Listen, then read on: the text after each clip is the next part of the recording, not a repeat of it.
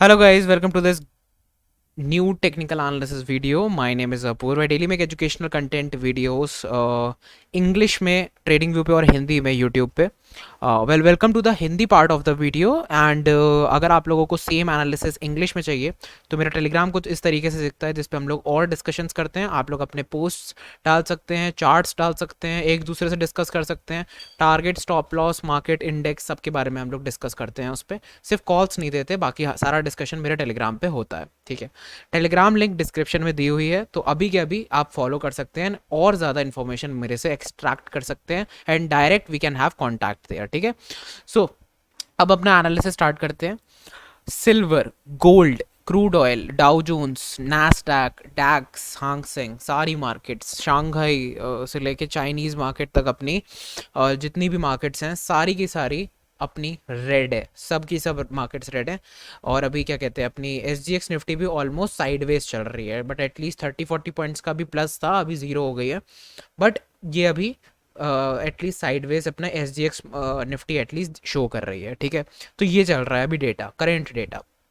अब बात करते हैं आके हम लोग जो मैंने आप लोगों के लिए लिस्ट तैयार करी है. ठीक है, तो आप लोगों के लिए मैंने लिस्ट तैयार करी है यहाँ पे. Let's go to that video.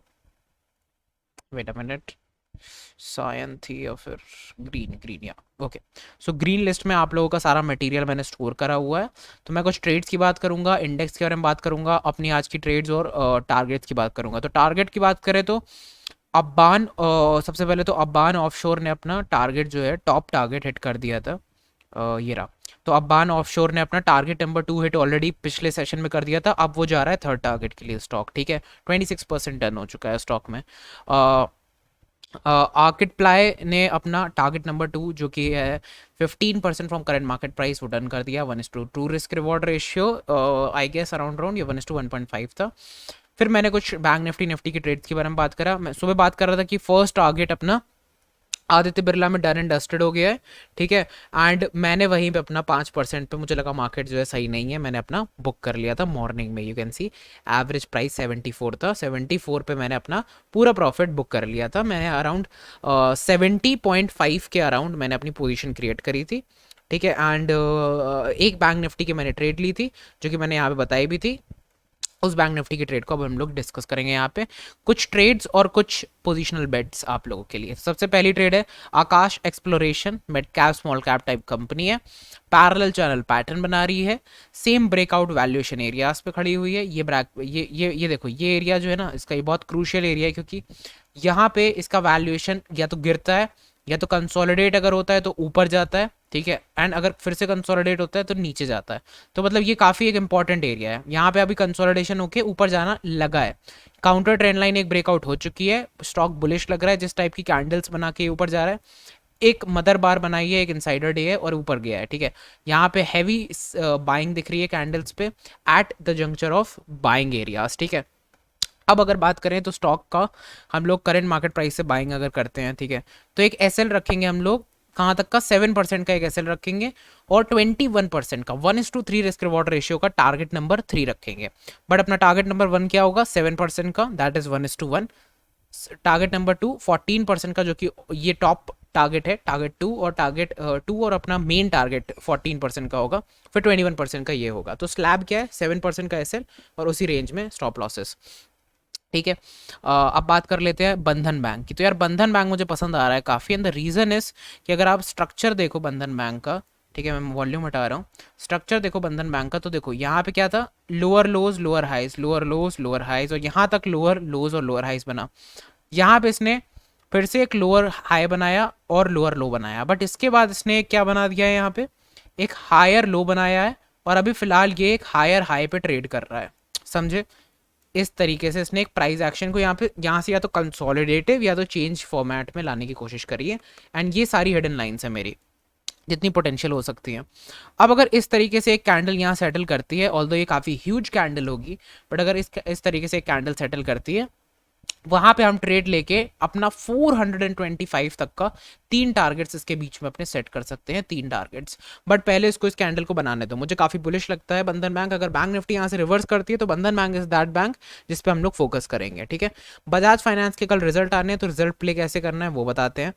तो रिजल्ट प्ले को जिस तरीके से करना है कि ये देखो, ये एक मदर बार बनी है, ठीक है, और ये एक क्रूशियल एरिया पे बनी है जो कि एक सपोर्ट एरिया है, फिर ये एक रेजिस्टेंस एरिया है, ये एक फॉल एरिया है, रेजिस्टेंस एरिया, और ये एक रेजिस्टेंस एरिया है। तो 3 टारगेट्स ऊपर के लिए मिल गए।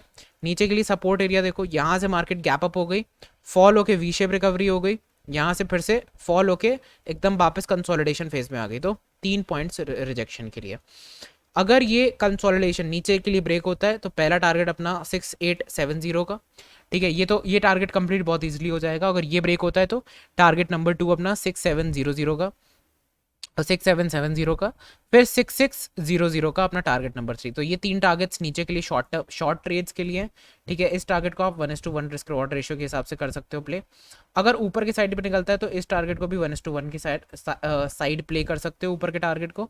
एंड देन टारगेट नंबर 2 ये होगा एंड टारगेट नंबर 3 ये होगा। ये सारे लेवल साइड में लिखे हुए हैं। तो अगर कल मार्केट में इसके रिजल्ट अच्छे आते हैं, ठीक है, अगर बुरे रिजल्ट आते हैं तो ये ब्रेक डाउन दे सकता है, you can short it as per your analysis also. और ये एक डबल बॉटम बना रहा है, तो अगर मदर बार ब्रेक होती है यहाँ से आप ट्रेड लेते हो, यहाँ पे आगे थोड़ा रिजेक्शन मिलता है, ब्रेकआउट मिलता है, तो इसमें सिट कर सकते हैं और एक स्विंग ट्रेड का क्रिएशन हो सकता है। ऊपर के साइड में काफ़ी ज़्यादा पॉसिबिलिटीज़ आ सकती हैं, ठीक है। तो अपने अब इस स्टॉक के बारे में बात करते हैं, क्या कहते हैं, आरबीएल बैंक के बारे में। ये अपना लास्ट स्टॉक है। आज काफ़ी बैंक्स के बारे में मैं डिस्कशन कर रहा हूँ, फाइनेंशियल्स के बारे में। रीज़न ये क्योंकि आज इसका रिजल्ट आना है एंड इसने एक मेजर सपोर्ट एरिया को ब्रेक कर दिया है आरबीएल बैंक ने, ठीक है। मुझे लगता है कि यहाँ से एक शॉर्ट ट्रेड बनती है। अगर इसके मान लो रिजल्ट अच्छे आते हैं या कुछ भी होता है और ये कहीं इस एरिया के ऊपर गैप अप होता है 124 के ऊपर, तो वो स्ट्रेट अवे एक बाय पोजीशन क्रिएट हो जाएगी अप टू द लेवल 132। ये अपना पहला टारगेट होगा। इंट्राडे बेसिस पे इतना प्ले करा जा सकता है एंड यहीं पे अपनी ट्रेड एग्जिट कर देंगे, ठीक है। बट उसके लिए इसे खुलना पड़ेगा 124 के ऊपर, जिसका मतलब आज की जो सेलिंग कैंडल थी उसको हमने एकदम रिमूव कर दिया मार्केट से, ठीक है। या तो अगर ये इंट्राडे पे इसके ऊपर निकलता है 124 के ऊपर, तो भी हम लोग एक बाय पोजिशन क्रिएट कर सकते हैं। एल्स इस पे पोजीशन बनाने की कोई ज़रूरत नहीं है, इसमें एक हैवी सेल ऑफ आ सकता है। रीज़न ये कि देखो, हाई ये बना, फिर लोअर हाइज और लोअर हाइज बनाते हुए नीचे के लेवल को 1 2 3 और चौथी बार अब यहाँ पे सपोर्ट जो है, सपोर्ट को बार बार हिट कर रहा है, जिसका मतलब है ब्रेक जो है इसको बहुत ईजिली कर देगा ये, okay. Let's move on to our index trades. अब तो इंडेक्स में मुझे 15 मिनट टाइम फ्रेम पे चलते हैं। 15 मिनट टाइम फ्रेम पे कोई भी इंफॉर्मेशन इतनी अच्छी नहीं लग रही है। The only information I got here was कि ये कंसोलिडेट करते हुए इसने ब्रेकडाउन यहाँ दिया था और हम लोग यहाँ तक के टारगेट्स ले सकते थे। फेक आउट देके वापस ऊपर आ गया एंड यहीं पे मैंने अपनी बैंक निफ्टी की ट्रेड इनिशिएट करी थी आज 5 मिनट पे। यू कैन से कि किसी तरह की काफ़ी अच्छी ट्रेड थी ये, ठीक है। As you can see 15 minute का जब कन्फ्लुएंस आपका 5 मिनट के साथ, देखो 15 मिनट पे कितनी अच्छी कैंडल ब्रेक डाउन हुई है और 5 मिनट पे भी। तो जब मैंने वेट करा कि 5 मिनट और 15 मिनट सेम तरीके से ब्रेक डाउन करे, उसके लिए वेट करा मैंने। मदर कैंडल का ब्रेक डाउन हुआ, 1 2 3 टचेस का ब्रेक डाउन हुआ, काफ़ी अच्छा सेटअप था। एक डिसेंडिंग ट्राइंगल आफ्टर एक फॉल के बाद एक डिसेंडिंग ट्राइंगल बनता है जिसका ब्रेकडाउन नीचे के लिए हुआ था। मैंने ट्रेड ली, मैंने ये स्टॉप लॉस रखा और 2 कैंडल में 10 मिनट में स्टॉप लॉस हिट हो गया, मैं एग्जिट हो गया। एग्जिट होते ही मैंने अपना पीएनएल पोस्ट कर दिया कि लॉस हुआ है, ठीक है। काफ़ी टाइम बाद मेरा लॉस हुआ तो मैंने सोचा पोस्ट कर देते हैं, ठीक है, क्योंकि फिलहाल मैं काफ़ी सारी स्विंग ट्रेड्स ले रहा था और कुछ इंडेक्स ट्रेड्स मैंने ली थी, बट उन सब में मेरा प्रॉफिट हुआ। तो और वो बहुत ही ईजिली मैंने अंडरस्टैंडेबल थी, मैंने ऑलरेडी काफ़ी डिस्कशन उन पर कर रखा था। जैसा कि मैंने ऑलरेडी बोला था कि अगर ये गैप डाउन होके कल के वीडियोज़ में जो मैंने बात करी थी कि अगर ये गैप डाउन तो हम लोग ओपन हो ही रहे हैं, बट अगर ये इन मदर बार के अंदर क्लोजिंग देता है जो कि है 36,000 के ऊपर क्लोजिंग अगर दे दी इसने, तो इसका मतलब हम लोग बाइंग पोजीशंस पे फोकस ज़्यादा करेंगे। तो अब देखते हैं कल अगर फिर से गैप डाउन होता है तो छोड़ देंगे, बट अगर साइडवेज ओपन होती है मार्केट और ऊपर जाती है तो बाइंग पोजीशन बैंक निफ्टी में क्रिएट फॉर श्योर करी जा सकती है।